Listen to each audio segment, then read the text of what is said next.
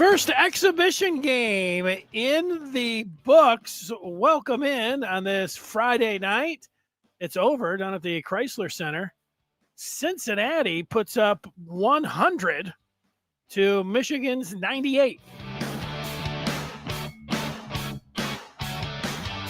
Preseason hoops at the Chrysler Center. That wasn't the big story of the game. If you tuned in for this one, you saw Michigan play a very poor first half, one that they were down by as many as 20. They were down by 18 at the half, tons of turnovers, and you had to say, if you were going to critique them, you would say it was awful, but you get another 20 minutes and they came out, and I don't think it was Dusty needing to, peel the paint off the wall. They came out and they played a hell of a lot better in the second half. Got it down to 2 points with 4 minutes to go. Michigan had a chance to tie it, missed a layup. Bearcats came down, knocked down a three, and then they were just able to, as I say, hang on. Tons of free throws in this one. That was odd. They kept talking about it.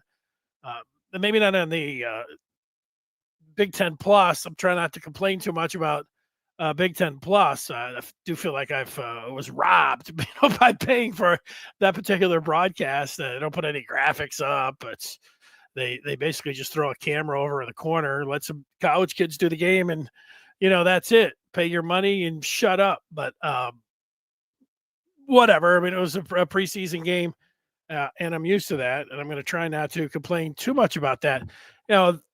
Each player in this game, when you go through it, Yaks had 5 points at the break, and I'm looking at him shoot threes, and he's got that 7'5" wingspan, and I thought, he looks a little mechanical, but watch him in the second half, and he looked a lot more fluid and was attacking more, and it looked a lot smoother. I think he was dominating, and ended up looking pretty good. And then some of the other takeaways, I'll get to them. If you watch this, as always, if you're just tuning in saying, wow, exhibition game, you're on after exhibition game, we'll be here after every Michigan basketball game. So all year long, you watch Michigan, that we'll be here talking about the game afterwards. And then it's there for you as well whenever you may want to check it out on YouTube or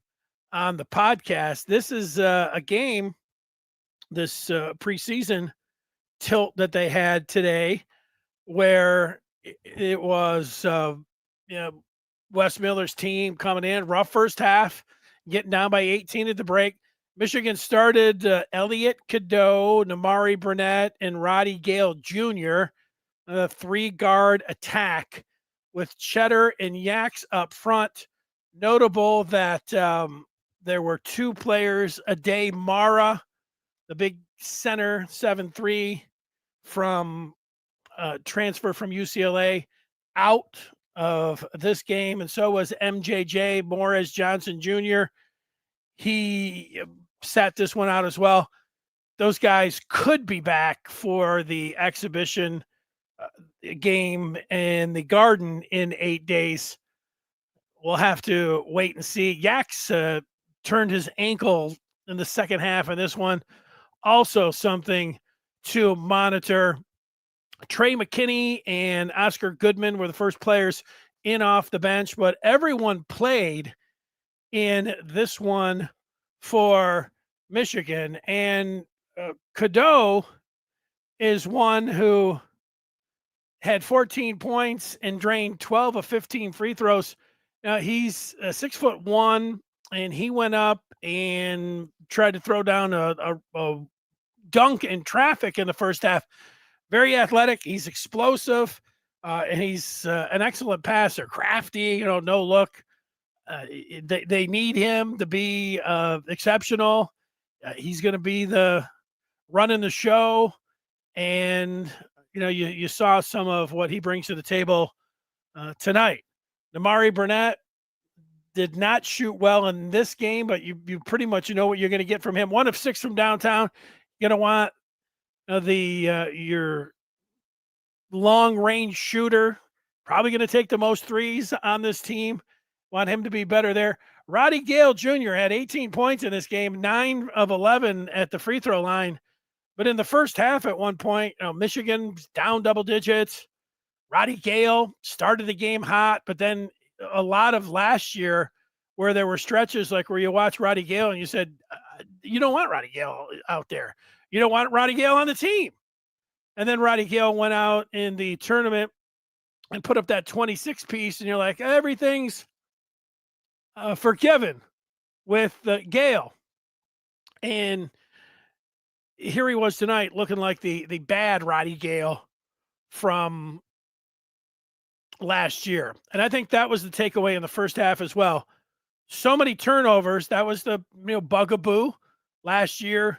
So many turnovers last year. And Dusty even mentioned, the whatever you want to call them, cleaning it up, working on it, felt a lot better about it.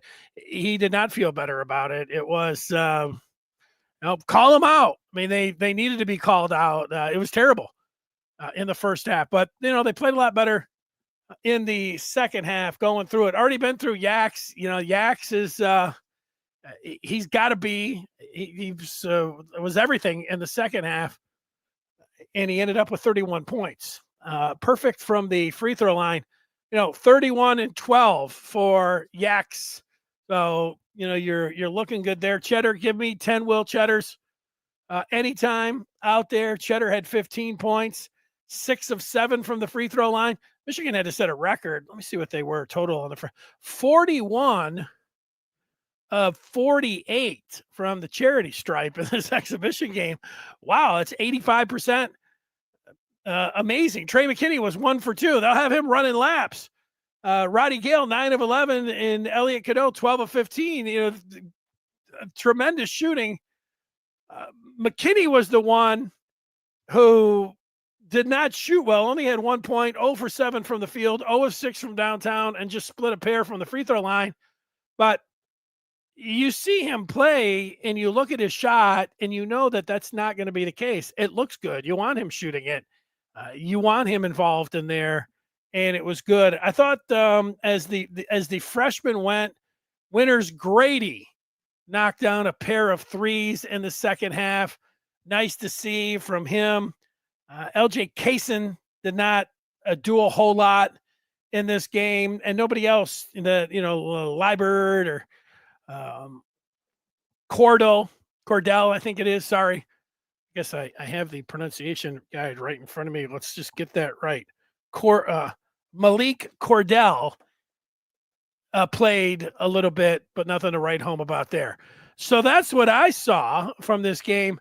A lot of bad in the first half, a lot of good in the second half, and it doesn't matter what happens in an exhibition game, whether you win or lose. You'll have a lot of tape, a lot of things to take a look at, and I'm not going to say it's better to lose a game.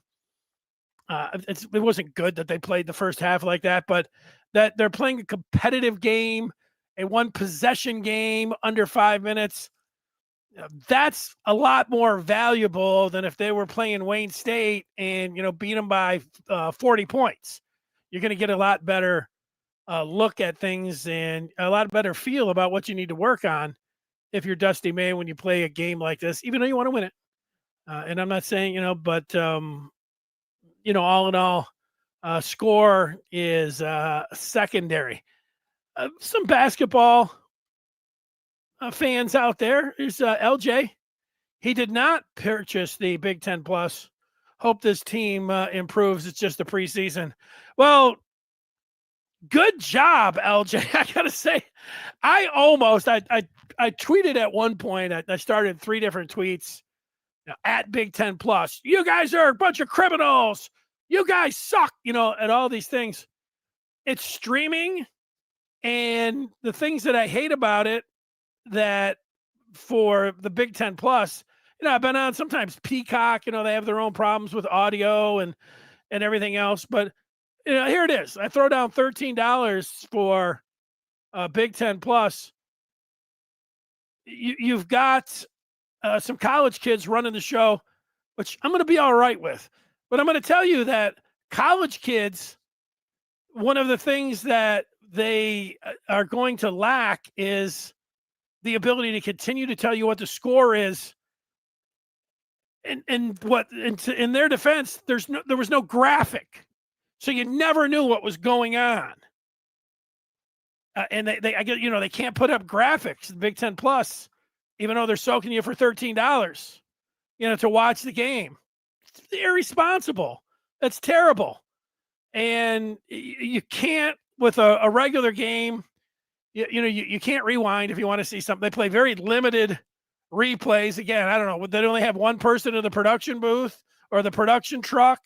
I don't know what's going on there. And I said I wasn't going to complain. And then, we had LJ making the good move of not purchasing it. Nice job by not doing that. But it's just frustrating. All the streaming, you pretty much, you can do a little bit of reverse and, saving and things. But, it's, if you want to go back and look at something, too bad.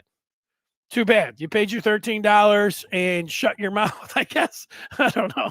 That's it when it comes down to it. All right. So you want to see how bad it was in the first half. And again, it was all right. They came back in the second half, but I put up the graphic. They did have one at the half, and I snatched it.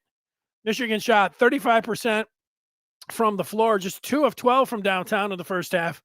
A good job from the free throw line, 18 of 22.